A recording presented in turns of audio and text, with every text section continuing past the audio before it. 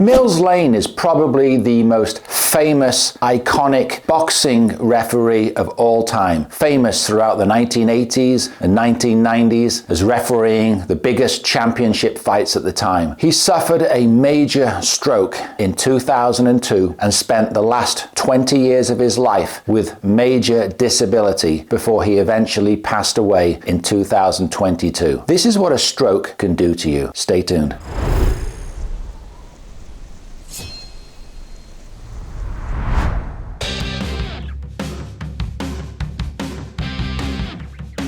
For those of you new to my channel, my name is Simon. You can find something in the description box to this video that you won't find on any other social media channel. I have uploaded to cloud drives the PDF files of every artery scan I've ever done. And I've done the coronary artery scans, and I've done several carotid intima media thickness scans, ultrasound of the neck, and that's what I want to talk about today. So you can download them, view them online, do what you want with them. Let's talk about what happened to Mills Lane. Probably my favorite boxing referee ever. A lot of people who are boxing fans will know that name. I asked AI the other day, I was just watching an old Tyson fight, what happened to Mills Lane? And this is what AI reported back. Mills Lane, the Hall of Fame boxing referee and TV judge, died on 6 December 2022 in Reno, Nevada at age 85, about 20 years after a debilitating stroke in 2002. His stroke and later life, Lane suffered a major stroke in March 2002 that left him partially paralyzed and largely unable to speak, effectively ending his public career in refereeing and television. He lived at home in Reno under the care of his wife, Kay, and did not spend time in a nursing facility, according to his sons. Circumstances of his death. In late 2022, his condition worsened, and he entered hospice care shortly before his death. He died at home, surrounded by his wife and 2 sons. Reports describe the cause broadly as complications and decline following his long-standing stroke. Career highlights. Context. Lane was best known as the no-nonsense referee in many major bouts, including the Tyson Holyfield bite fight, and he officiated over 100 world title fights. He later became widely recognized for his syndicated TV show, Judge Mills Lane, and his animated likeness as the ref on MTV's Celebrity Deathmatch, both built around his catchphrase, "Let's get it on." This is what Mills Lane's son said at the time, as reported by ESPN. Quote, "He was just this really amazing father and husband, and I don't know if people got to see that kind and sensitive side of him. My mom took care of him since the stroke. He never spent one night in a nursing home. I don't know if December 6th is my dad's date of death or a new life for her."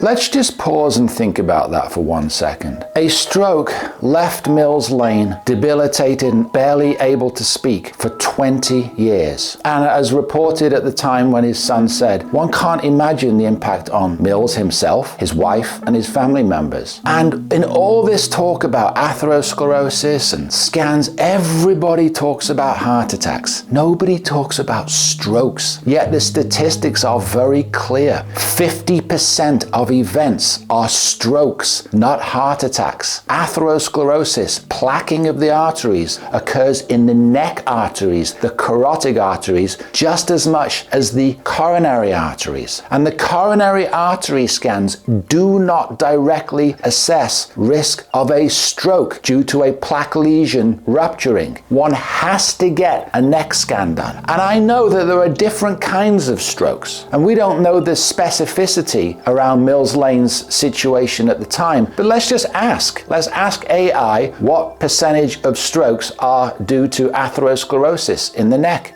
Perplexity. What percentage of strokes are caused by bleeding strokes in the brain versus atherosclerosis in the carotid arteries? About 10 to 15% of all strokes are due to bleeding in the brain, hemorrhagic stroke, whereas roughly 15 to 25% of all strokes are caused specifically by atherosclerotic disease of the carotid arteries. Big picture percentages. All strokes, around 87% are ischemic blockage, about 13% are hemorrhagic, bleeding in or around the brain. Within all strokes, carotid atherosclerosis, large artery atherosclerosis accounts for about 20 to 25% of ischemic strokes. Carotid artery disease is estimated to cause about 20% of all strokes in many series.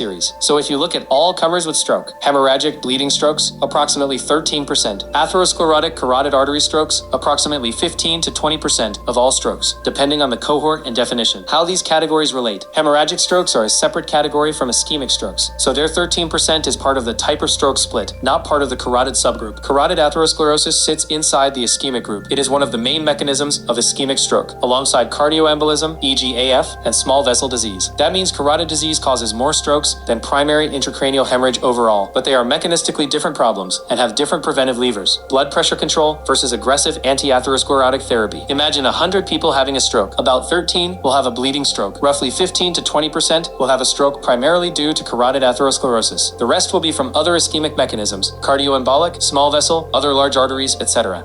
So the point is this: we don't know definitively what kind of a stroke that Mills Lane had, but we do know he spent 2 decades unable to speak, debilitated. We do know that his wife looked after him every day for 2 decades. We do know the statistics. About 1.6 million people will have a heart attack or a stroke in the United States every year, #1 killer by far. But think about this: something like 80 to 85% of folks, it'll be non-fatal. And I don't know about you, but I think of a non-fatal stroke as more concerning to me than a non-fatal heart attack. Maybe I'm just being emotional saying that, but when I see these stories like Mills Lane, and I go online and I see these social media influencers carrying on and on and on about heart disease, coronary artery calcium scans, CT angiograms, and no one's talking about a CIMT, an ultrasound of the neck, an ultrasound that, despite its name, intima media thickness, actually looks for carotid plaque. Ladies and gentlemen, if you have lesions of plaque in your neck and those lesions of plaque rupture, you don't have a heart attack, you have a stroke. And something like 15% will die. That means 85% live with a non-fatal stroke. Is that how you want to spend the last 20 years of your life, the last 10 years, the last 5 years, living with the effects of a stroke? What's it worth to go get your neck scanned? Because listen, unlike the coronary scan, a carotid intima media thickness test, there is no radiation. There's literally no risk to it. It's just the cost. It takes about 10-15 minutes. My favorite provider, I've said this and I don't get paid to say this, is CARDIORISK. You go to cardiorisk.com. You can sign up for $250. No prescription is needed. Go get the scan done. Then you can repeat it as often as you like. Again, there's no risk. So you can actually track your plaque,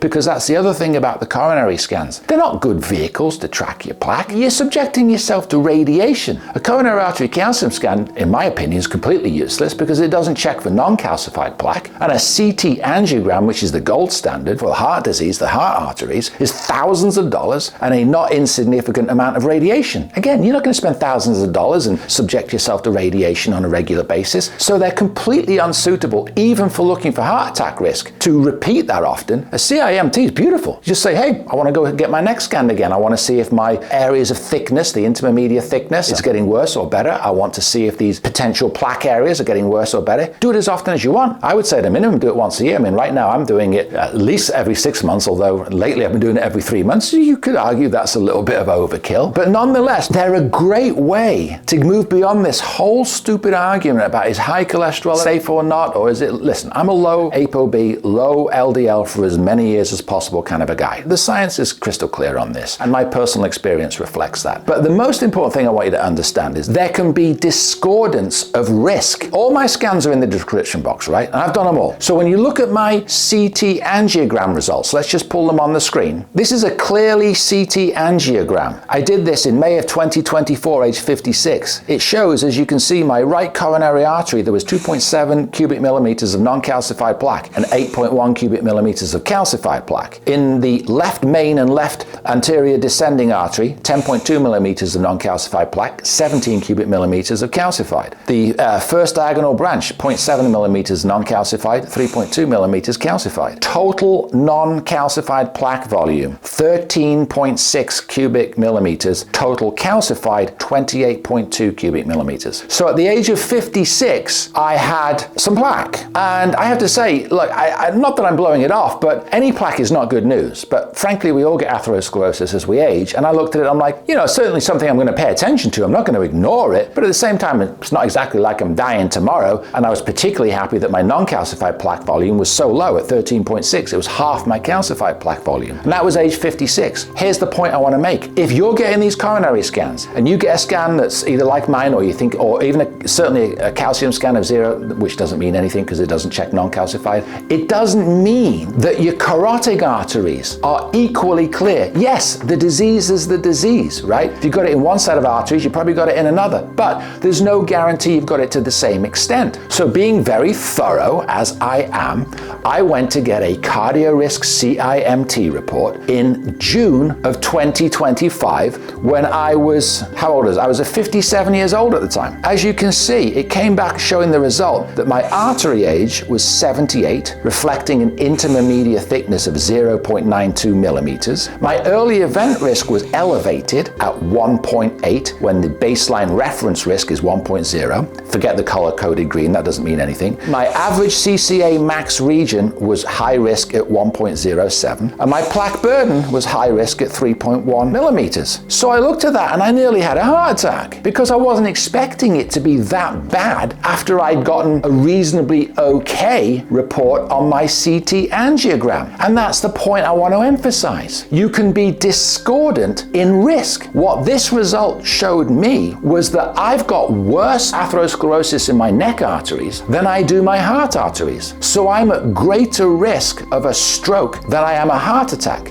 And that could be true of you too. And the only way you're going to know is to get a CIMT. Stop relying on these coronary scans. They don't directly assess stroke risk, okay? At most, they're an indirect measure, right? But they don't directly assess it. And for the sake of a couple $100, no radiation, 10 minutes, go get your neck scan. And like I said, the beauty of these scans is that you can repeat them as often as you like to monitor your progress. So whatever diet, lifestyle, supplements, medications you're on, you can get your neck scanned again 6 months, 12 months later and say, hey, is what I'm doing working? That's the beautiful thing about a CIMT that you can't do with the coronary scans unless you want to subject yourself to radiation all the time and potentially give yourself cancer from that, or you're very rich and can afford these CT angiograms. So I want to just reference my CT angiogram results and compare that to Simon Hill, who is a plant-based eater, young guy, well, young to me, right?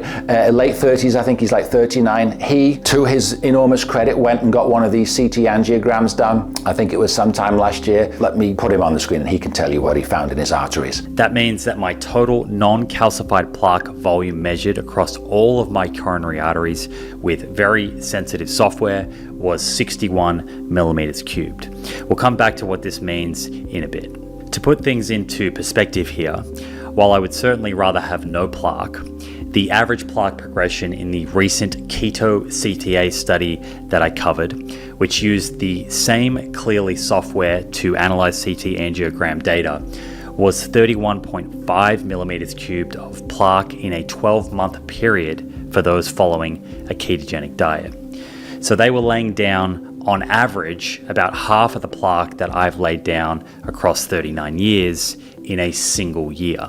So as you can see, Simon at the age of 39 is reporting a total non-calcified plaque burden of 61 cubic millimeters. Bearing in mind, as I just showed you on mine, when I was 56, my total non-calcified plaque was 13.6, a lot lower than Simon, who's a lot younger and I would argue probably a lot fitter and cleaner in his diet than I am, right? And I'm not saying this in order to suggest that Simon's doing something wrong with his diet or his lifestyle or medications and I'm doing something right. No. This isn't a Nick Norwitz kind of a thing, because he's this like keto, blow your LDL through the roof, it's fine as long as you're insulin sensitive guy, and he was challenging Simon Hill on X to basically say, see, your diet's not really good, what you're doing with LDL isn't good, because I've got no plaque after 7 years of super high LDL. It's all nonsense. You listen to Simon Hill, he's on the right diet, he's got the right attitude about ApoB and doing everything right. I'm simply saying this because a lot of this stuff, frankly, is outside of our control. I have an ApoE4 allele, 1, I'm E3, E4, so that puts me at greater risk of cardiovascular disease and Alzheimer's. As I understand it, Simon's got a family history. His dad had a heart attack when he was young. So to suggest that your diet isn't as good as ours or the LDL doesn't matter, which is kind of Norwitz's thing, it's just complete nonsense. Bottom line is this. I've been aware for some time that you have to get ApoB really low. And I wish I knew what I knew now, 20, 30 years ago, because I would have gotten on top of this right away. And quite frankly, I'm trying to convince my 27-year-old daughter to be on bempedoic acid and ezetimibe now, right? Because I know how safe that combination is. But my one suggestion suggestion for Simon is don't compare yourself to the keto CTA people, because they'll just run with whatever their stupid desire is to have fights over nothing. Just consider, Simon, that you might want to get a CIMT, because if you're like me and your risk of a stroke is higher than your risk of a heart attack, you want to know. You want to know. And again, I'm not saying we know definitively that it was a carotid plaque lesion that ruptured and that caused Mills-Lane's stroke. We don't know that. But we do know the devastating effects that a stroke can have. We do know that that's distinctly possible, that that can be the cause of a stroke. And so get these CIMTs, folks. And let's talk about where to get them, what the issues are, why people criticize them, because that's important. The American Heart Association and the American College of Cardiology do not recommend the routine use of CIMTs for screening. And it frustrates the living daylights out of me that they don't. It really does, because they're so powerful in terms of motivating a person. When I saw that stroke risk in June of 2025, my first reaction was, how is this even possible? My CTA wasn't that bad. You see in the reports in the description box, I went back 2 months later and got it repeated. I'm thinking maybe the technician just had a bad day and was holding it wrong. You know, it can't be correct. 2 months later, the exact same result, almost the same, came back identical. They frustrate me, and I'll tell you why. Their criticism of CIMTs is that they're operator dependent rather than lying under a machine. And that's true. If the technician isn't that skilled or good, they hold the thing the wrong way, they're going to get different results. So that is a legitimate point to consider. The second issue is, if you're getting these scans done and you're getting different technicians each time, there's potential for inconsistency. So in other words, there isn't standardizations across CIMT. However, that's not a legitimate reason for not getting them, and I'll tell you why. What I do, and again, sounds like a salesman, but they don't pay me to say this, I use CardioRisk because they are extremely reputable. They're used all over the nation, right? Their technicians are highly trained. The technology they use is patented. The technicians get assigned to geographies around the United States, and they're kind of like independent business people. So when you get a CardioRisk scan done at whatever location you're going to, and you want to go back 3, 6, 12 months later, chances are very high, and you could probably even call and find out ahead of time, you're going to get the same technician, right? And that's really important, because it doesn't matter if the absolute values that any technician gets on a CIMT might not be 100% guaranteed to be perfect. And CardioRisk have their technology down pat, because when you get the same person, you're going to get that person's skill the same time again. So you're going to be able to see directional changes up and down. Think of wearing a CGM, you know, these continuous glucose monitors, where people say, oh, they're not that 100% accurate compared to actual blood sugar at any given moment. But the value in them is seeing whether the trends are going up or down, how much of a spike you have after you eat, so on and so forth. So even if we took the criticism as being valid, and I don't necessarily assume it's valid with CardioRisk, that the absolute values are off, when you get the same technician, you're going to see trends up or down. And I did a whole video, CardioRisk CIMT walkthrough. Go back and find it on my channel, because 10 million people should watch that, because there's 4 separate risk factors on these reports. And when I saw the scary scan, my mind went into, what do I need to do? I really don't want to have a stroke. My mind fires 100 different ways from Sunday. And you can see from the scans in the description box, just 7.5 months later, when I repeated my CardioRisk CIMT, there was significant change in all 4 risk factors. And as you can see, in February 2026, age 58, my arterial age had dropped 5 years to that of a 73-year-old, because my intima media thickness dropped from 0.92 down to 0.86. My early event risk that was 1.8 had dropped to 1.5. My average CCA max region that was high risk 1.07 was now 1.02. Still high risk, but coming down. My plaque burden was 3.1 millimeters in June of 2025. In February 2026, it was 2.8 millimeters, 10% lower. All 4 risk areas, as tracked by CardioRisk, are in regression in 7.5 months. It's taken me a lifetime to build up this disease, but in 7.5 months, I'm regressing it. I don't say this to wag my own tail. I'm saying this so that you can understand the thought process that went through my head. I was massively motivated to make changes in a way that no cholesterol number, no blood panel would ever motivate me. And that's the power of these CIMTs.